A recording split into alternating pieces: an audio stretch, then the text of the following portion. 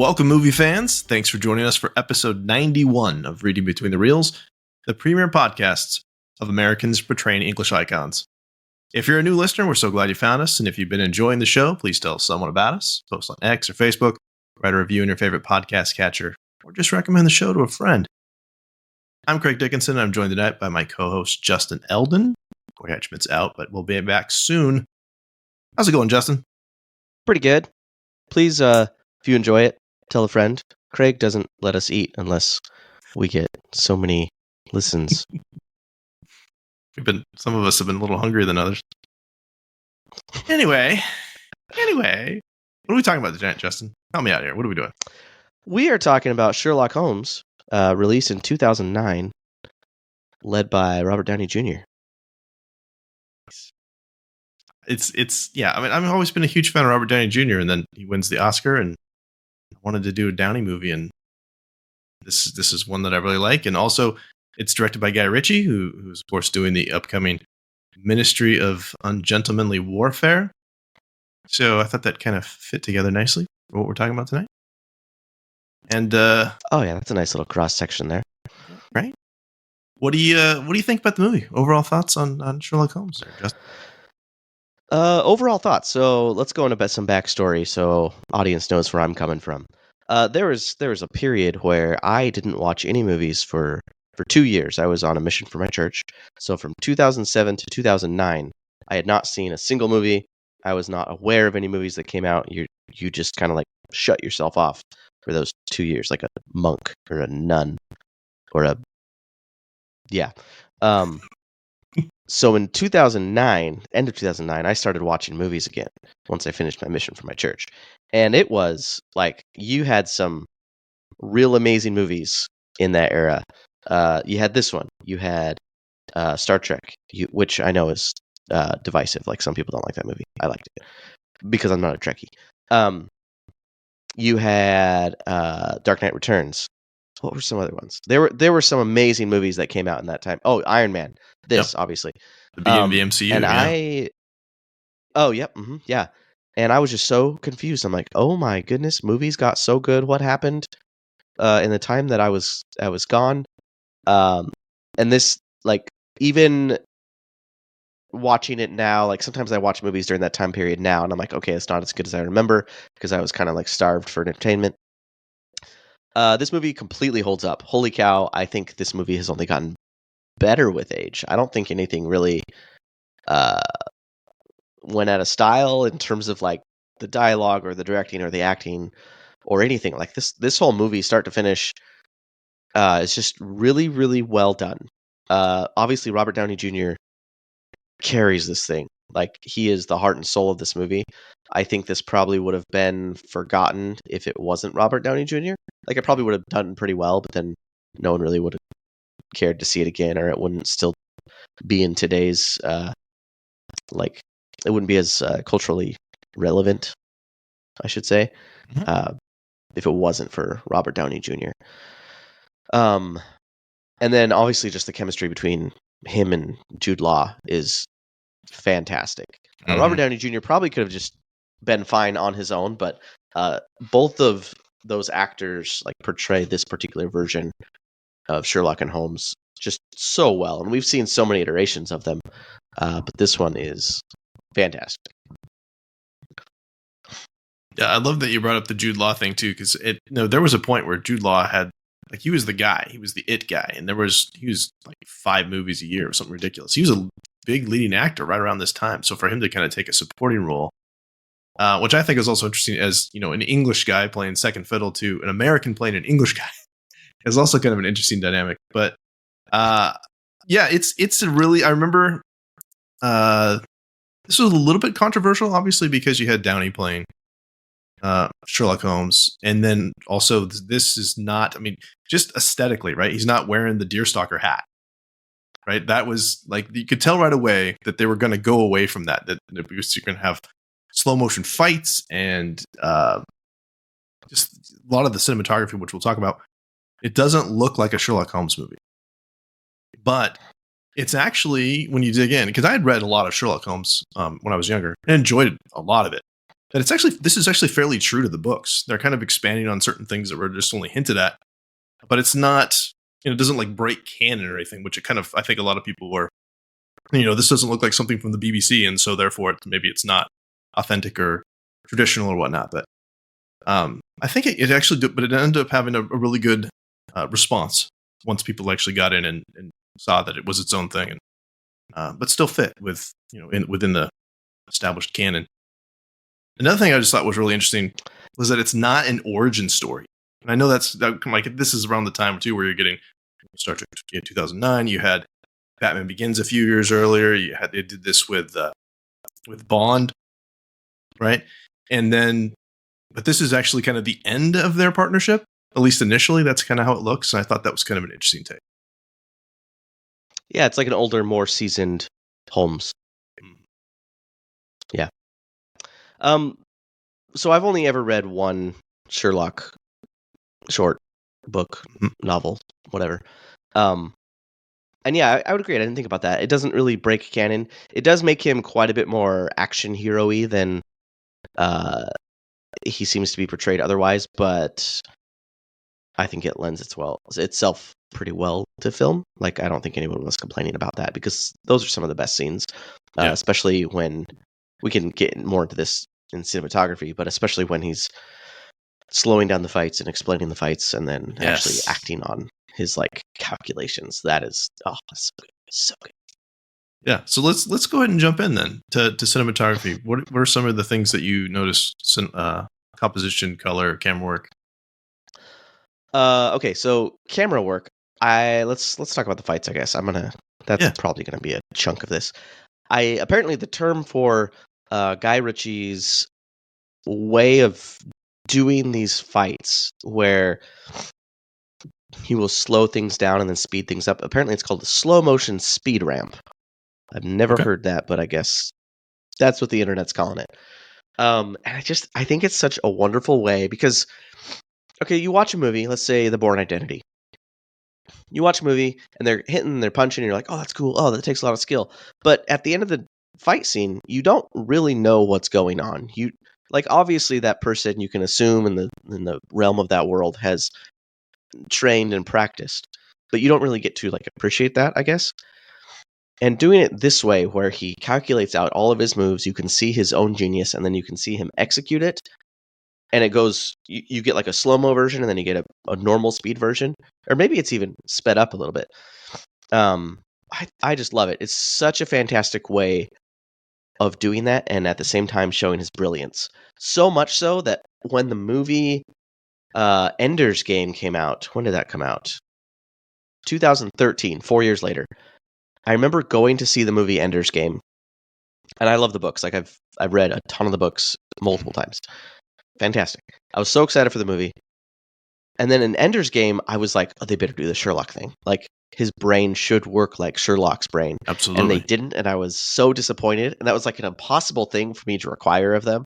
But just the fact that they didn't do that in the movie, I'm like, nah, I'm not on board with this movie, simply because they didn't copy Sherlock Holmes.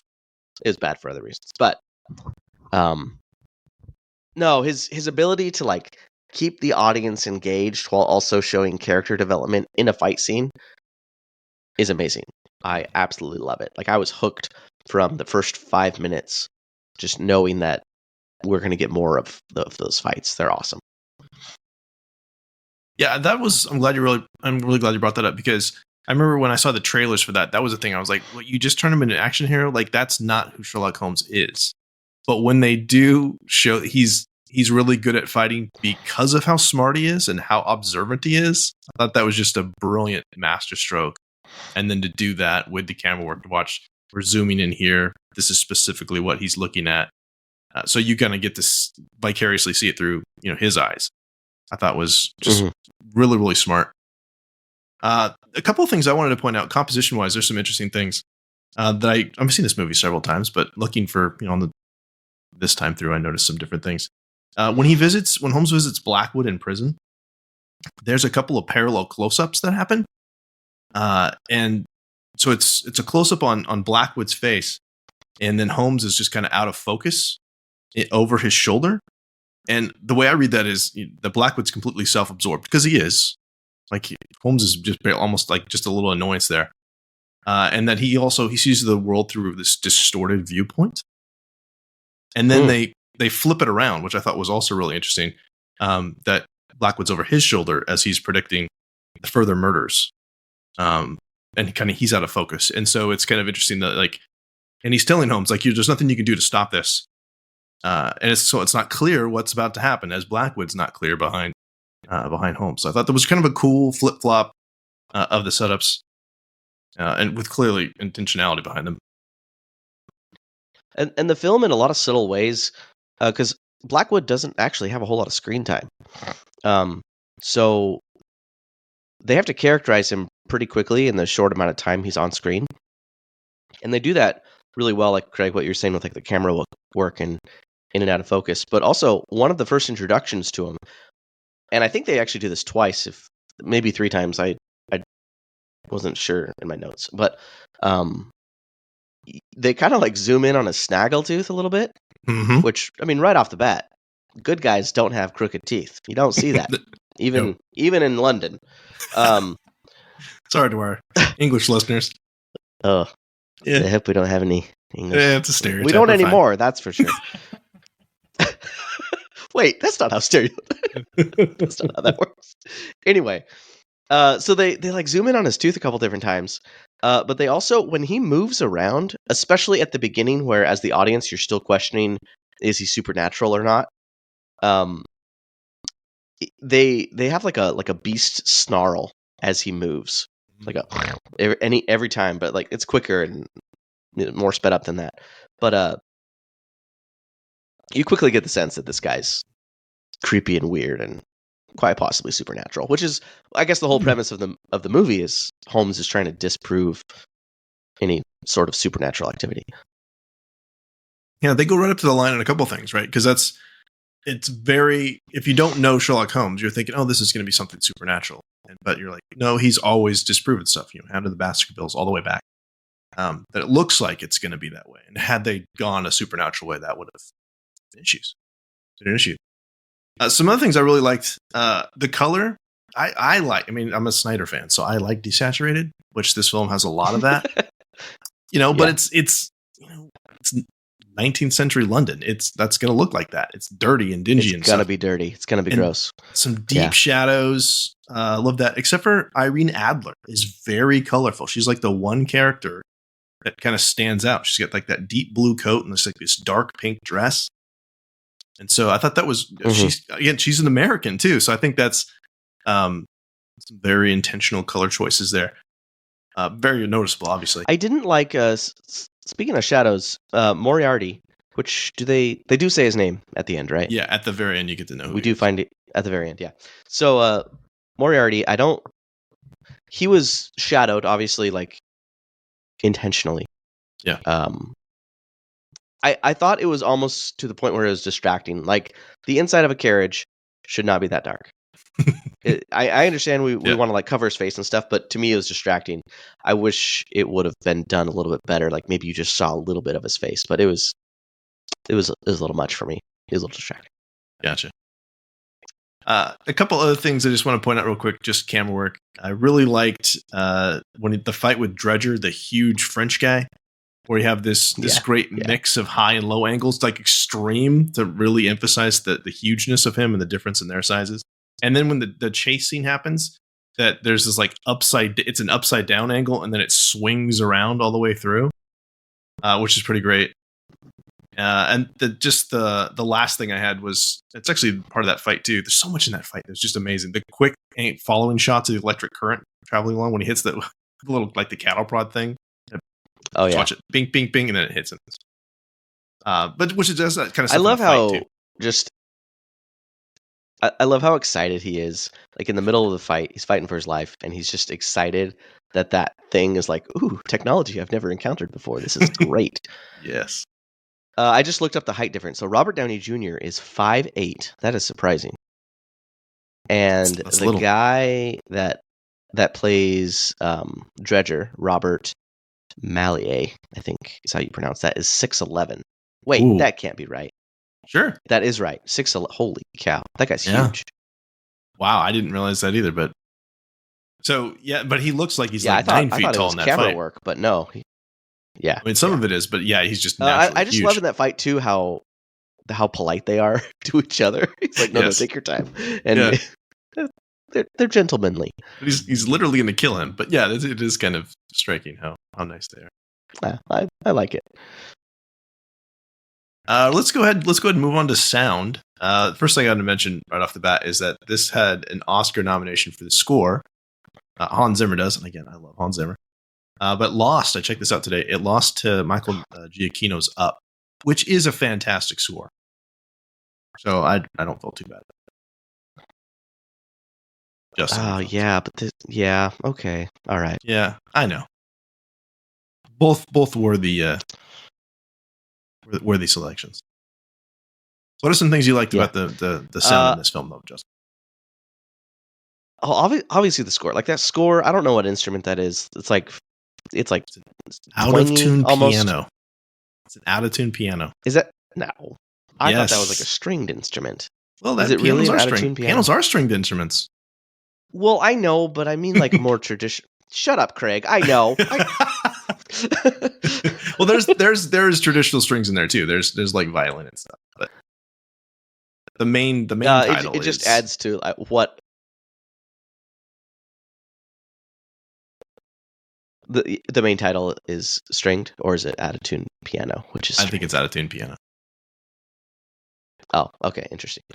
Well, that's good to know. I was also in watching it. I had to rewatch a couple of scenes because I feel super bad for the sound and Foley guys having to keep up with Robert Downey Jr. because he's so fidgety with everything.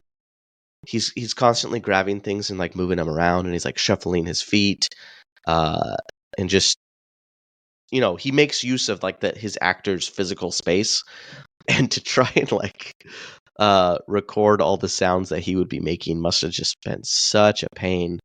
But they did such a fantastic job. So good job, whoever did that. Yeah. I really liked a couple of things with sound effects. The punches sounding I liked a lot. And the ears ringing, kind of distorted sound as the bullet barely misses Holmes in that opening scene. But kind of the lack of sound a couple of times. There's also when Watson sets off Blackwood's explosion, that little booby trap thing, and it's this heavy violin that comes in, and you don't know, like you hear an explosion just barely in the background. That's kind of interesting. Yeah, that whole scene, as well as the part before that when they're in the warehouse and you're hearing those pigs be like chainsawed in half. Oh yeah. I don't know how they make that squelching noise, but it made me want a Baconator like really bad. I just wanted to like squeeze a Baconator after that. I have to mention also the Dubliners song, The Rocky Road to Dublin, playing during the boxing match, which starts before you see the boxing match and then plays through it a little bit and then plays at the end, which absolutely brings you directly into, someone's going to get their butt kicked here. And then there's also when that fight in the lab, which we've talked about a little bit before, it almost sounds like a dance with the way that the fiddle's playing, which again, they're trying to kill each other, but it's fun at the same time. Yeah. Keeps it light. Yeah. It.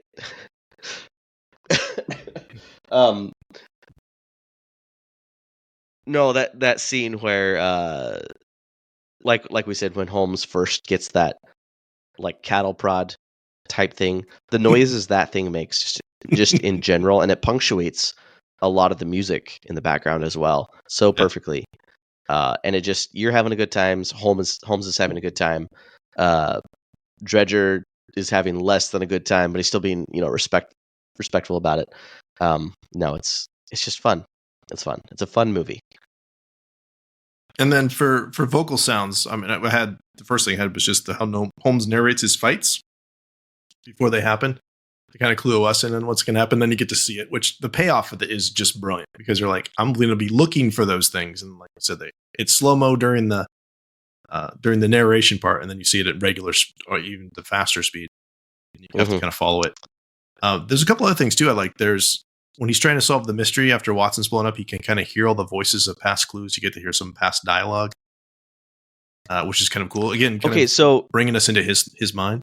Yeah. This is a little bit of a beef I had with the movie. You kind of find out at the very end of the movie all of the clues that he found, and clues that seemingly he was just walking through a room, and as a viewer, I would not have been aware of many of those things unless they were pointed out to me.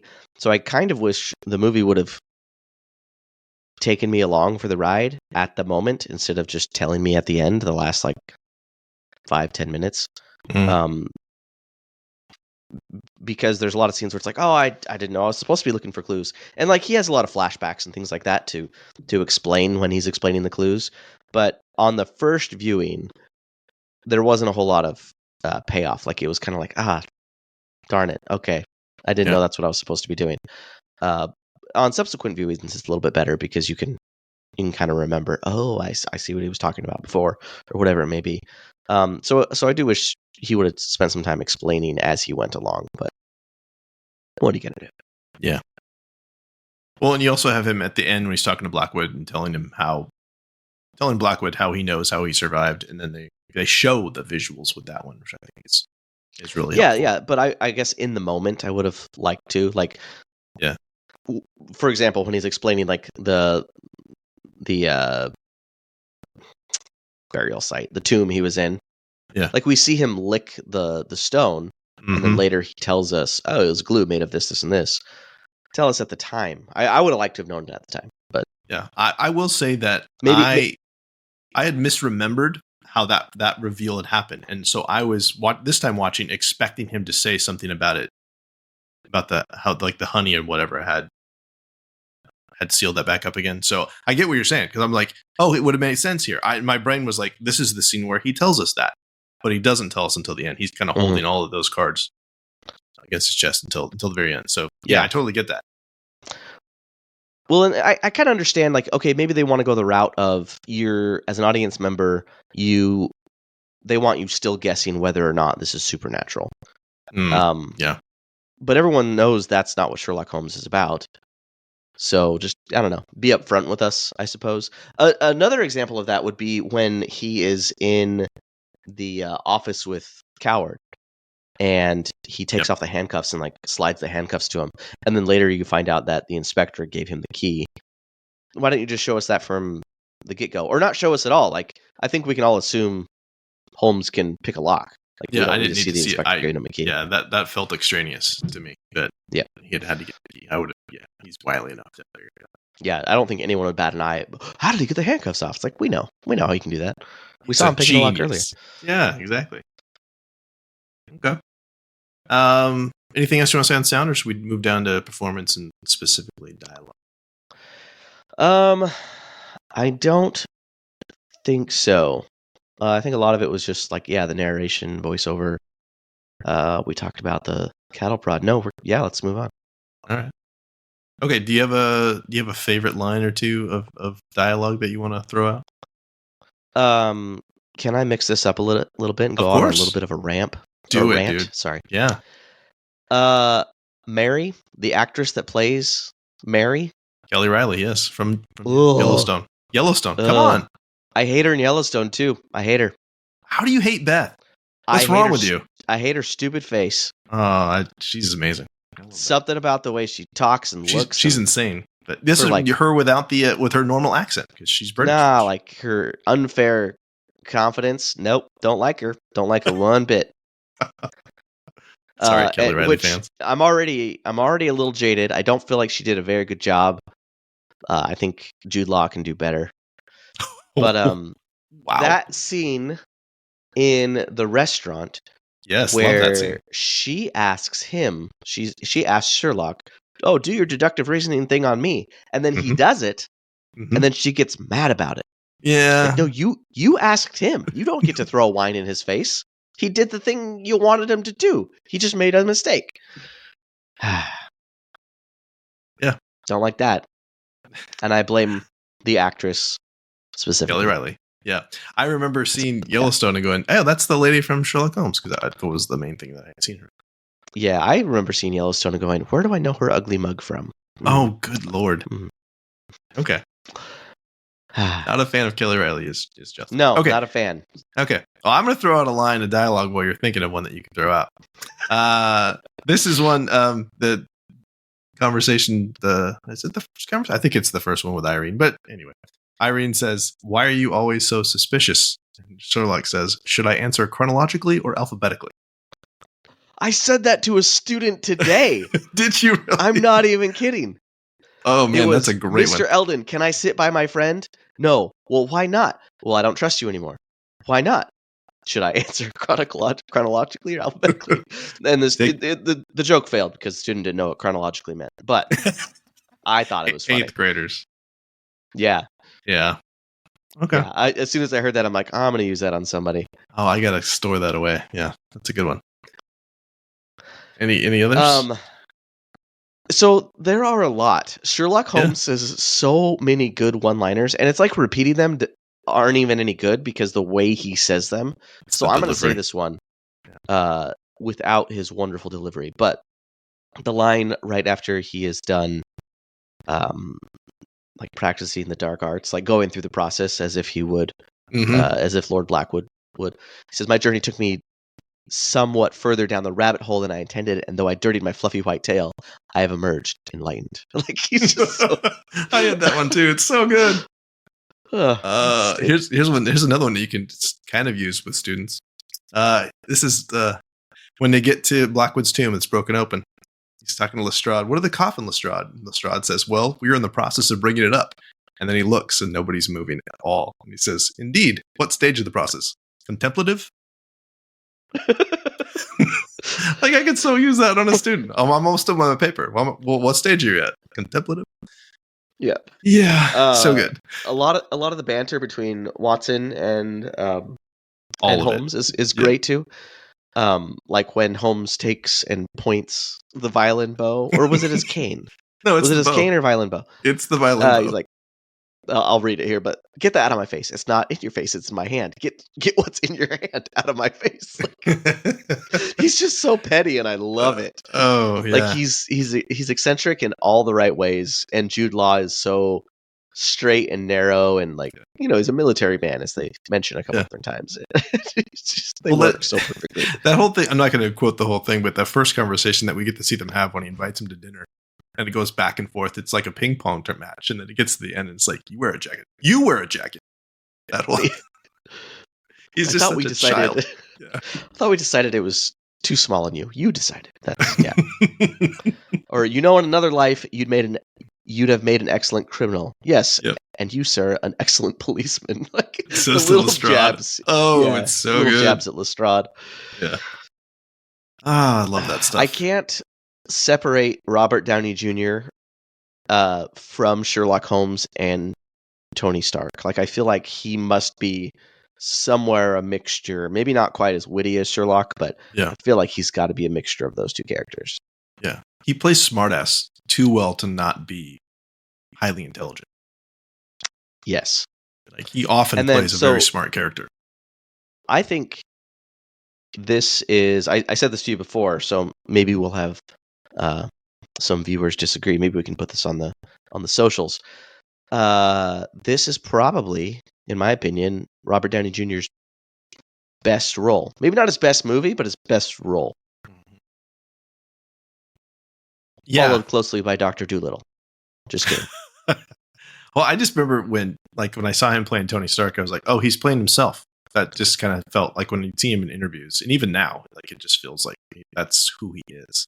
Where this is turned up to 11, English accent. I mean, that's a pretty big and pretty big commitment. And I, as an American, think it's a good accent, but I've heard several English actors say also that it's on point. So, oh yeah, that's good because I wouldn't know a good accent if I heard one.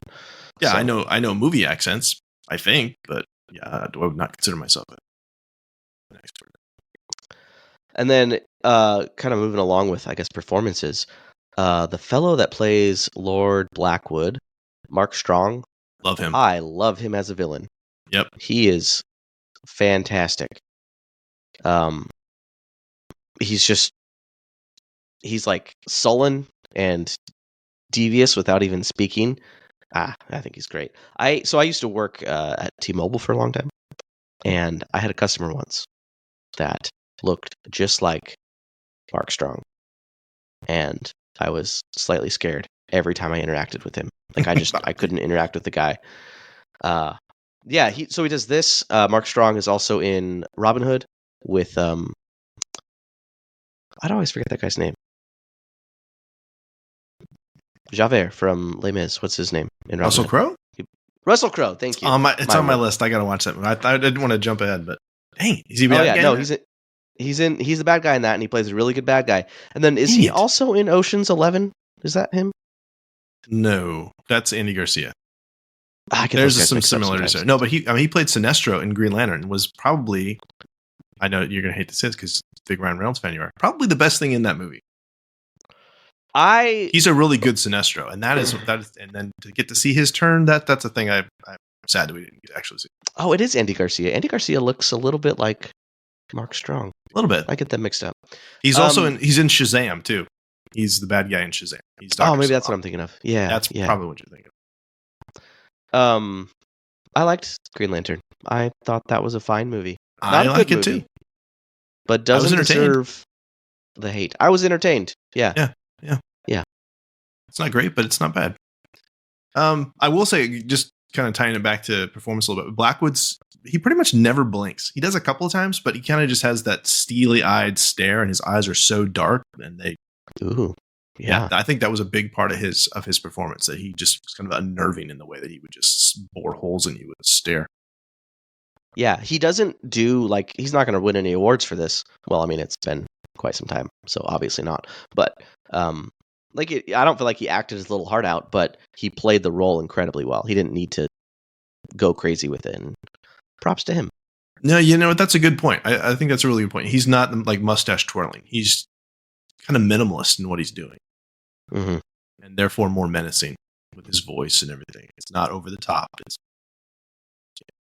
kind of understated, if anything. Exactly, yeah. Which there's tons there. You could be chewing scenery left and right, but I think that works. It also works really well because, like, you're not going to be competing in that regard with Downey, right? Because Downey's chewing scenery all over the place. You don't need two guys doing it. Yeah, maybe that's why Jude Law makes such a good Watson too, because he is very reserved. He is the anchor to Robert Downey Jr.'s Holmes. Yeah, just the stares he gives him. Just I can't believe you're doing that again. That kind of stuff. Yeah, like you can tell he is ready to be out of that relationship. He is ready to move on. Yeah, that's. But he loves it. Yeah, we talk as far as costumes. Just kind of wrapping up here. Like it's been described as a more bohemian style for Holmes, whereas the traditional thing is much more buttoned down, very formal. No deerstalker hat, obviously. You mentioned the tooth, which is great. I thought that's kind of subtle, but also really creepy, especially when you zoom in on it. But I like also that we got to see Holmes doing disguises a couple times, kind of like he says the hobo with the false nose and whatnot. Doctor disguise was kind of a little thing he did. The hobo with the false nose, I kind of went off on like a mental tangent while watching this. Is Holmes a lot like the Joker in Dark Knight Returns, where you can never really tell if he is intentionally doing a lot of these things or he is just like a crazed lunatic that happens to pull everything together at the end? Because when he originally goes and chases Adler after she leaves his home for the first time and she runs to the carriage with Moriarty, he falls out of the window into a bunch of soot and gets like black soot all over his face. Yeah. And then later that's just part of his costume. Yep. So I'm like, did he do that on purpose or did he have a happy accident and just went with it? And so much of this movie is that. Like, is he a genius or is he just a clumsy idiot that pulls it together at the last minute? Well, I mean, other than the nose, doesn't he like pretty much puts it together as he's walking? Yeah, as he's walking. Yeah, he's just grabbing stuff off tables. Great. Yeah, the disguises were great. I like how in the second one, I know this isn't about the second one, but in the second one, he puts together a couple disguises that are obviously pretty trash, and he'll like draw attention to the fact that he's like, it's not my best disguise, I know. Yeah. Yes, on the train. Yeah, that's fantastic. I'm going to need to rewatch that now. We'll talk a Not little as bit good about as the that at the first. end. Still solid, but not as good Yeah. as the first, in my opinion. Agreed. So moving on to setting design, this was another Oscar nomination. In this case, lost to Avatar, which I thought was interesting since most of Avatar is digital. But I mean, I guess production design is production design. Oh, yeah. Are we counting digital? I guess you got to count digital. Okay. Yeah, it's still a whole lot of work, whether they're on location or not. This was, unlike Avatar, on location a lot in and around London, which I was kind of fascinated and glad to hear. So a lot of real world locations, which is pretty cool. Yeah, I was actually surprised I mean, there was, for the city scenes, there was a lot of CGI. Maybe too much, or maybe not enough good CGI, I feel. Like, that was a little jarring for me. And I don't know if it would have been in 2009, but today I'm just like, oh, that looks really fake. Sure. But in terms of, like, actual set pieces and actual pieces of scenery on location, I was surprised how well it worked with looking old. Mm-hmm. Like, how many of those shots they were able to get where you're like, oh, I wouldn't even know that was, modern day London or whatever it may be. They did a really good job. And I mean, like you said earlier, it's got like that Zack Snyder dingy dark color filter on it, which I think probably lends to that quite a bit. Lends to that feeling of, okay, this is actually old style England. Which, like, as you're saying that too, I'm thinking about like the Tower Bridge, which is obviously CGI. That does feel a little bit different than most of the city scenes because of the fact that it's not a real world location. So that's a good pull. I had to look up real fast who the cinematographer was. Philippe Rousselot, who also did the first two Fantastic Beasts movies. So that actually makes a lot of sense when you look at, if you think, yeah. visually kind of the dingy and, it's older times, which is interesting. He also did, he won an Academy Award for River Runs Through It. Did Interview with a Vampire, so that kind of fits too. Yeah, a couple other things, some Tim Burton films, and Constantine, which is a favorite of mine, especially if Constantine 2 actually does come to fruition. It's an underrated Keanu Reeves movie, in my opinion. Is it underrated? I think so. I think it's a good time. No, I think it's a good movie. I feel like it's pretty well rated. I think maybe it's over time it's held up pretty well. Whereas when it came out, like, critically, it didn't do that. Oh, I see. Okay, that's what I'm going with. I'm going to jump back a little bit. Yeah, please. To like costume and design, because I'm realizing is what will make or break a movie for me very, very quickly is the costume and design. And this movie just does a fantastic job of making everything feel very lived in. They don't feel like costumes. They feel like those are the clothes those people wear. Like, they got sweat and dirt and grime. And I'm looking at some of the other movies this costume designer did. Her name is Jenny Beavan. Mad Max Fury Road, which also fantastic costume design. Cruella, fantastic costume design. Sure. Doolittle, haven't seen that one. I did. And Christopher the costume Robin design is fun. Yeah, like she does. Christopher Robin, that's pretty great. Costume design. That's beautiful. She's doing a good job. I think I need to start paying attention to who's doing that more often, because they don't get enough credit for what they do. They really, really don't. I'm trying to think of a movie that I couldn't get into. It's one we talked about recently. I couldn't get into it because the costumes all felt so fake. They felt like obvious costumes. It'll come to me. I can't think of it. Well, I like what you said too, and so I'm going to throw out a sports ball reference, Justin. But offensive linemen in football. No. I know. That's the thing with offensive linemen. The only time you notice those guys that are protecting the quarterback in American football is when they do something wrong. Like, if they're doing their job right, you don't even notice, which I think is an apt parallel to a costume designer. Like, it's seamless. And I 100% agree. Like, it feels lived in with the stuff. That's great. That fits really good with set decoration and all that good stuff as well. Some props I did want to pull out attention to. Obviously, Holmes's violin is important. That's a thing that he uses in the book, so that was cool to get to see him doing that and doing it in a couple of interesting ways, like with the flies and sticking it in the bow in Watson's face. He has that unrolling tool pouch, like a utility belt almost. He's almost like Batman with that thing. Which I don't know if I'd ever paid close attention to it when I wasn't looking specifically for prop stuff to pull up. And like he pulls that out a couple times. That's pretty cool. There's an arsonist tool belt. Yeah, go for it. Sorry, one of the best scenes in that movie is when he is picking the lock to get into the lab, and then Watson just comes up behind him, kicks the door in, like that. It was in all the trailers, so of course it's going to be a great movie or great scene. But I love that. Another thing that's in the trailers is the little hammer versus the giant hammer, where he throws the little hammer, Treacher bounces off of him. And Treacher's just like blocking out, just taking out the supports so the boat floats out. Yeah, and I have to mention the Rorden, the ginger midget, Rorden's radio transmitter, which turns out to be actually really, really important because that's what Moriarty is all about. That's what Irene Adler steals at the very end. And of course, Watson. No, she steals the poison at the very end, right? Are you sure it's not the transmitter?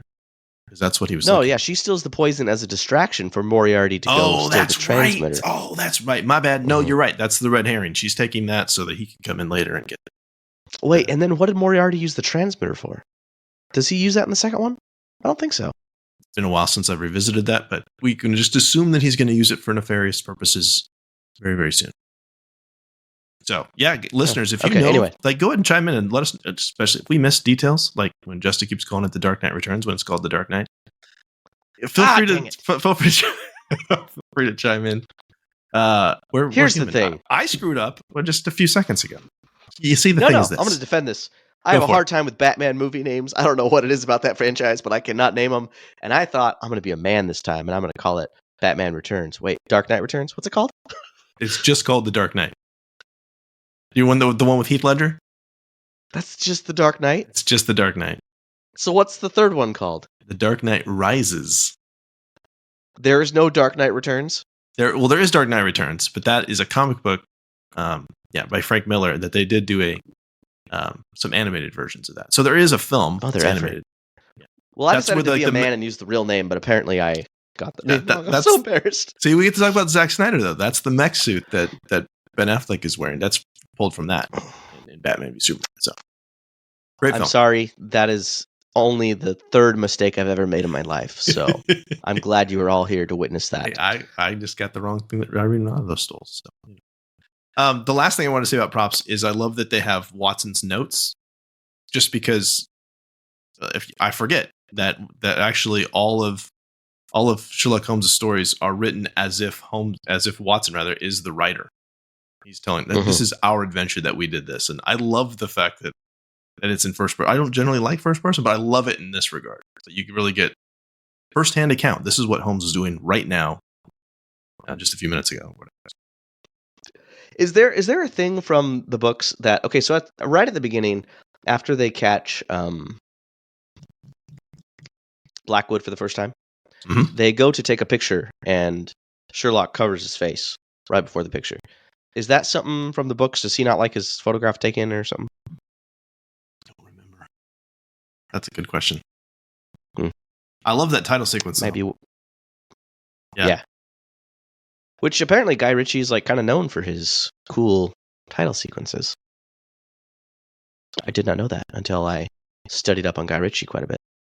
I hope we have a great one for the Ministry of Ungentlemanly Warfare. I was actually looking at his other films, Guy Ritchie's other films, and I don't know that I really like any of them. Yeah. Well, we got Lock, Stock, and Two Smoking Barrels, Snatch, Aladdin, live action Aladdin. That just feels like out of left field, right? Yeah, I didn't like that. I was excited for The Man from U.N.C.L.E., didn't enjoy that. I think this is really his only movie that I like. He did the first two. High hopes for Ministry of Ungentlemanly Warfare. I have high hopes for that as well. The trailer knocked out of the park for me. Characters, obviously, we've talked about Downey and Jude Law at length.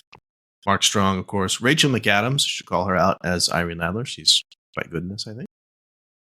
I like Kelly Riley as Mary Morstan. I know you don't like Kelly Riley at all, but that's fine. Eddie Marsden as Inspector Lestrade. Yeah, you are. That's fine. I like Eddie Marsden. It's just she's always played off as like this great beauty, but oh man, it's in the eye of the beholder. It looks like It looks like someone like resuscitated her, but after she was dead for like 8 months.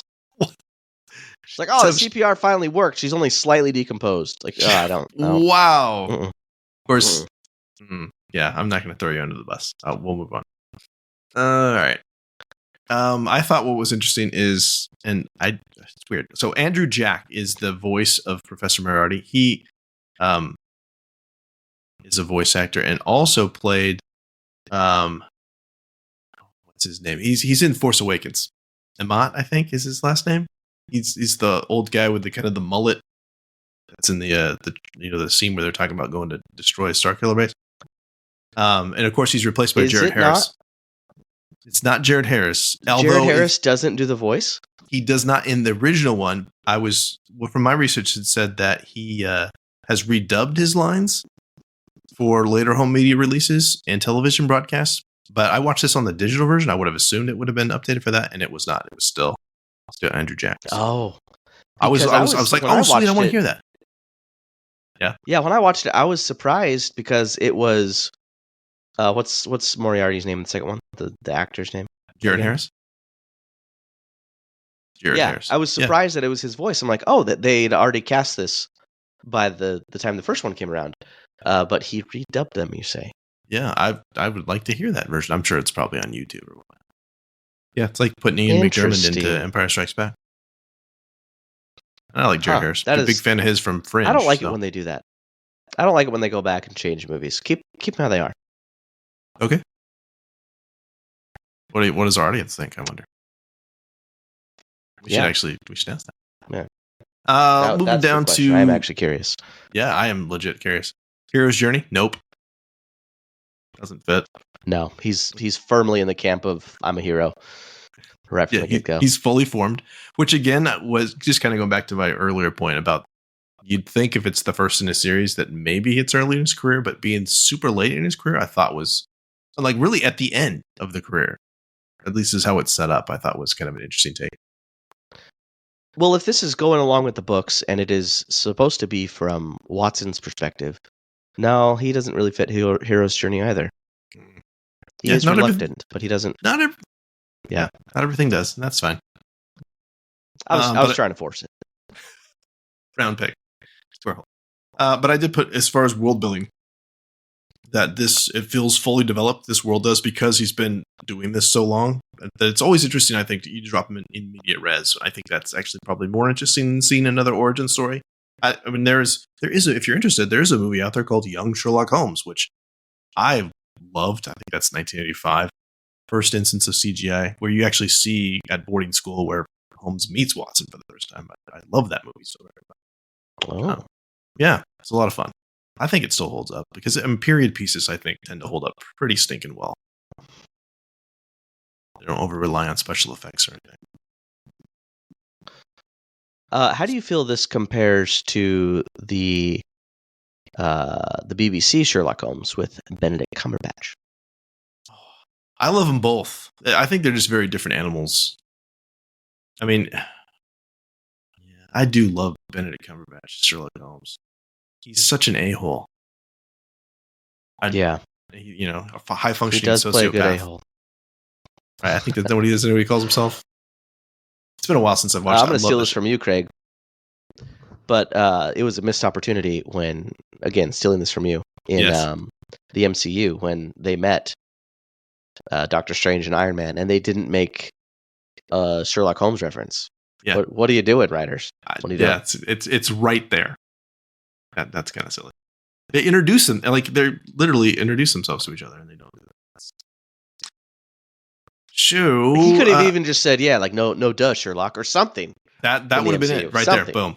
Yeah, as self-referential as the MCU has been, that's a missed opportunity. Yeah. So, Justin, final thoughts on Sherlock Holmes? Oh, I mean, what else is there to say? It's great. I think it's going to age super well. It has aged super well. I think a lot. I don't want to say a lot of movies because I can't really think of any, but I'm sure the cinematography part, especially the slow motion speed ramps, I feel like has been tried, and we still get some movies doing. Off the top of my head, I can't think of any, but I know I've seen them. And I'm happy. I love it. I love those things. They're a lot of fun. I wish we got more voiceover narrations, especially in movies of highly intelligent people, to kind of bring the audience along for the ride. So I wish this movie would have had like a bigger effect on the like the cultural aspect of movies moving forward, because I think it's a gem and I think it's awesome. And I will continue to watch it for years to come. Nice. Except for Kelly Riley. Wow. One more dig. Okay. Yeah, just to kind of build off of what you just said, I would have liked to see more of that too. And I'm thinking, I had to look it up real fast. Have you ever seen the TV show Psych? Yes. Okay. Because that, as you're going through, you see what he's observing. That's 2006. Oh, yeah. So it came out before this. I thought maybe it would have been, influenced by that.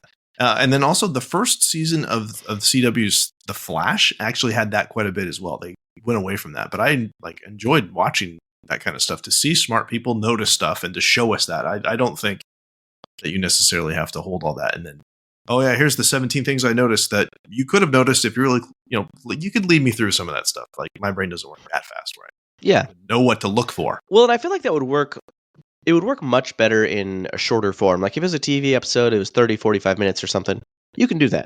You can give a big reveal at the end. But for a really long movie, walk us through it as you're doing it. Yeah. More so. I mean, you could even just say, like, I noticed this thing and not tell me what the relevance of that is. Yeah, there you go. And then later on be like, here's why those things are important. I mean, he does that. Holmes does that kind of stuff anyway. What I will say is that I love how this directly leads into a sequel that sets it up with Moriarty and all that stuff. And so my biggest thing is the second one, even more so, ends on a cliffhanger where we think he's dead, but he's not.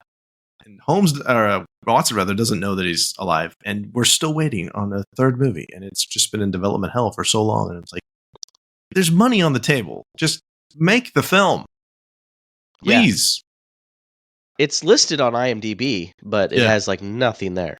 Yeah. So I don't know. It feels like, I mean, I know obviously Downey was busy with Iron Man for a long, long time, but his schedule is lightened up. Like, and I think we've had this conversation. It doesn't really matter at what age, he plays Holmes. Like, he could play Holmes at 70. Like, it doesn't have to be in his prime or whatever. Like, just make the film.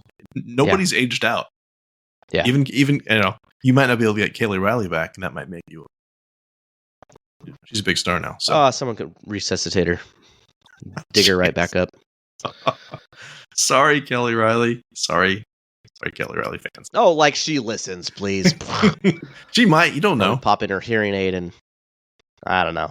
I doubt her ears work. Sorry, English listeners. Don't apologize for me. I mean what I say. Okay. Let's get out of here. As we close, though, we do want to thank you so much for listening. We do. And for putting up with our stuff. If you'd like to connect with us or let us know when we're right or wrong, you can find us on X and Facebook. Of course, email us at readingbetweenreels@gmail.com. Or you could use the SpeakPipe app on our website, and we'll play your voice on the episode. If you enjoyed the show, please tell a friend and support us by writing a review on your favorite podcast catcher. Justin, our next episode is a review of Blade Runner 2049. We're going to talk Blade Runner. I love that movie. I love it too. No negative comments about that. You missed Blade Runner, but we're back for Blade Runner 2049. So please send us an email or voicemail about your favorite moments from Blade Runner 2049, and we'll share it on the next episode.